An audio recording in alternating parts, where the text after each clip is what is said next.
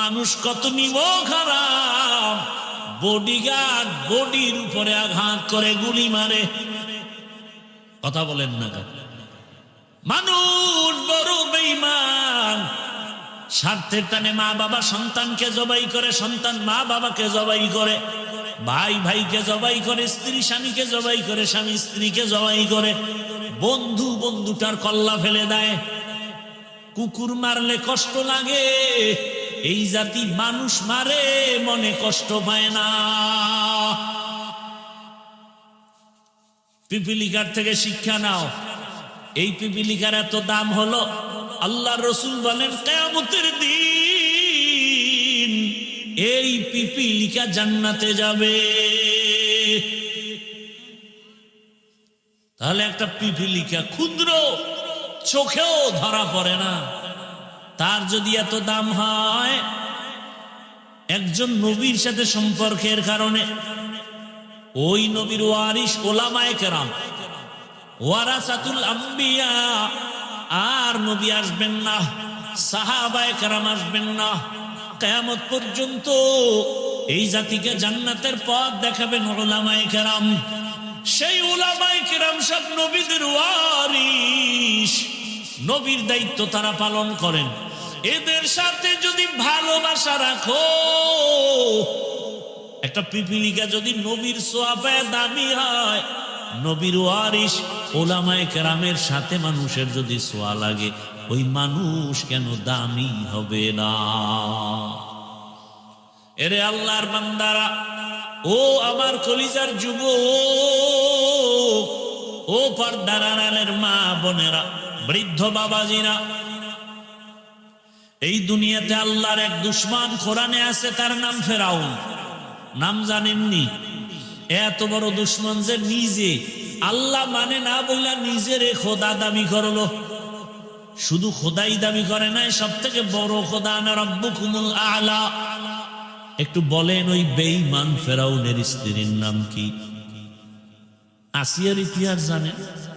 এত বড় বেঈমানের ঘরের আসিয়া কেমন দামি।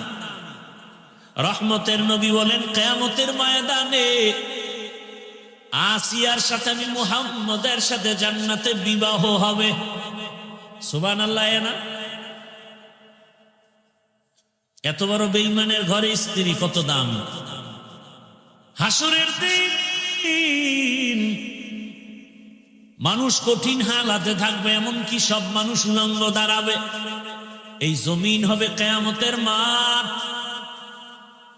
সিরিয়ার জমিন হবে আল্লাহর বিচারালয়, আদালত। কেউ বলেন মক্কার পার্শ্বে আরাফার ময়দান হবে আল্লাহর আদালত। বিশুদ্ধ মাঠ হলো সিরিয়ার জমিন, প্রথম কিবলা বাইতুল মাকদিস, ওই জমিনে হবে আল্লাহর আদালত। সব উলঙ্গ দাঁড়াবে নারী পুরুষ। আম্মা জান আয়েশা রাদিয়াল্লাহু আনহা বলেন, ইয়া রাসূলুল্লাহ, যখন নারী আর পুরুষ একত্রে উলঙ্গ দাঁড়াবে হাসরের মাঠে, একটু কি লজ্জা লাগবে না? রহমতের নবী চোখের পানি ছেড়ে বলেন, হে আয়েশা, হাসরের মাঠ এত ভয়ঙ্কর হবে যে কেউ কারো দিকে তাকাবার হুঁশ থাকবে না। হাসরের মাঠে দাঁড়ানো মাত্র মানুষগুলো পাগলের মতো হেলবে দুলবে। একদিকে সূর্যের গরমে মাথার মগজগুলো ভাতের মারের মতো ফুটবে, মাটির জমিনটা তামা হয়ে গরম হয়ে যাবে, পায়ের চামড়া পুড়ে যাবে। ওদিকে জাহান্নামের আওয়াজ, আল্লাহ রাগ করে আওয়াজ দিবেন, রাগ হয়ে যাবেন। এমন সময় মানুষ কারো দিকে তাকাবার হুঁশ থাকবে না, পাগলের মতো হয়ে যাবে। নবীরা পর্যন্ত যাদের গুনাহ নাই, এরাও কান্না শুরু করবেন, ও আল্লাহ আমার উপায় কি? এমন কঠিন হালাত হবে। রহমতের নবী বলেন, সেই সময় জান্নাতের 8টা দরজা খোলা, 8 ফেরেশতা জান্নাতের মেহমানখানায় 4 জন নারীকে বারবার ডাকবে, আসো। ও 4 নারী, জান্নাতের দরজা খোলা, কোনো হিসাব নাই, সূর্যের আলো লাগবে না, কষ্ট হবে না, মেহমানখানায় আসো, কোনো হিসাব নাই। কয়জন নারী? এর মধ্যে একজন নারী ফেরাউনের বিবি আসিয়া। এরে আম্মা জানেরা, ধন্য আপনার জীবন। আজ এই স্টেজে কয়েকটা সন্তানকে পাগড়ি দিলাম হাফেজে কোরআন, এর বাবারাও সম্মানিত হলেন। এরে আম্মা জান, এই সন্তানের মা বাবার কলিজা কত আনন্দিত। ও আম্মা জান, আমি বলছি না আপনার সন্তানটাকে আমার মতো আলেম বানাবেন, হাফেজ বানাবেন না, বরং আপনি যদি চান আপনার সন্তানটাকে ডাক্তার বানাবেন, ইঞ্জিনিয়ার বানাবেন, প্রফেসর বানাবেন, বাধা নাই। সন্তানটাকে ওসি ডিসি এসপি বানাবেন, বাধা নাই। কিন্তু সন্তানটাকে আদর্শওয়ালা ডাক্তার বানাবেন, বেয়াদব বানাবেন না।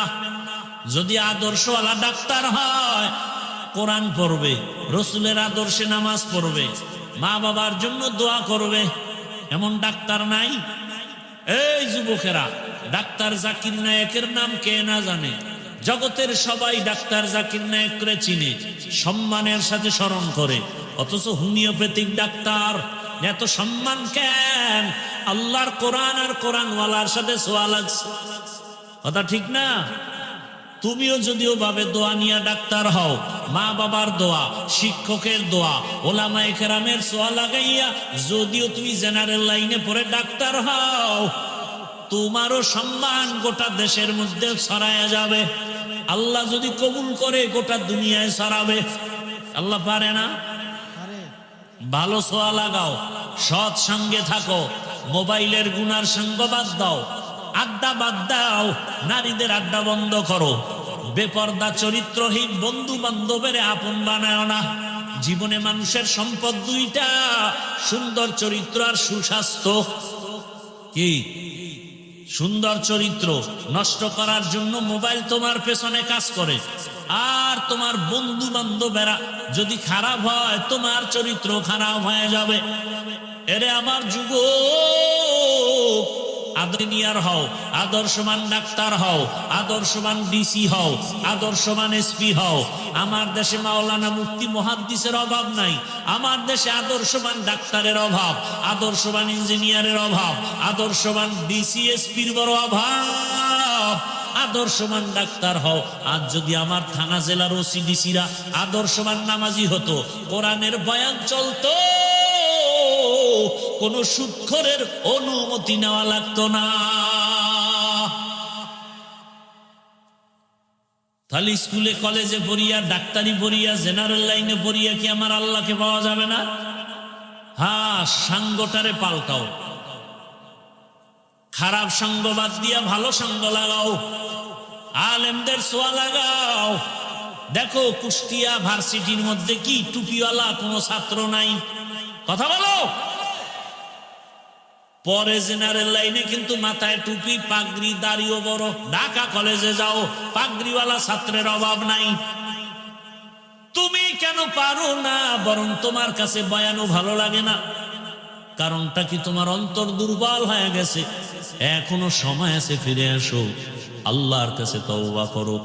ও আল্লাহর বান্দারা, এত বড় বেঈমানের ঘরের ফেরাউনের ঘরে আসিয়া আমার আল্লাহর এত পেয়ারা হয়ে গেলেন। রহমতের নবী সুসংবাদ দিছে, কিয়ামতের দিন জান্নাতে তার সাথে বিবাহ হবে।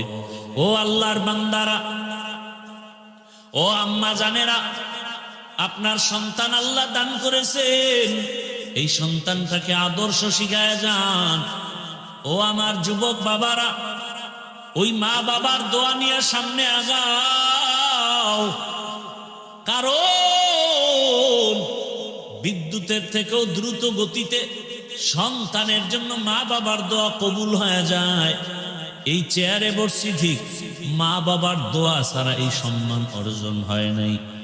জানো না রে বাবা, মা বাবা কি পরিমাণ একটা সন্তানের পিছনে কষ্ট করে জানো না? কত রাত, এই শীতের রাত আমরা শিশুকালে কি পরিমাণ কষ্ট দিয়েছি। আম্মা জান ঘুমায় নাই, সারা রাত পাহারা দিয়েছি। ও আল্লাহর বান্দা, কতদিন মা খানা খায় নাই, বাচ্চাকে খানা খাওয়ায় বড় রাখছে। কত গরিব বাবা আছে, মা আছে, ঈদের সময় ভালো জামা কাপড় পরতে পারে না, কিন্তু সন্তানকে পরাবার জন্য পাগলের মতো হয়ে যায়। নিজেরা খাইতে পারে না, কিন্তু সন্তানের কষ্ট করে খাওয়ায়। ও যুবক, পায়ে হাত রেখে বলি, ওই মা বাবারে কষ্ট দিস না রে যুবক। ওই মা বাবার দোয়া নিয়ে সামনে আগাও। ওই মা বাবার এত অবদান তোমার আমার পেছনে। তুমি পরীক্ষায় ভালো নাম্বার পেয়েছো, মা বাবার দোয়া ছাড়া কোনোদিন পাইতা না।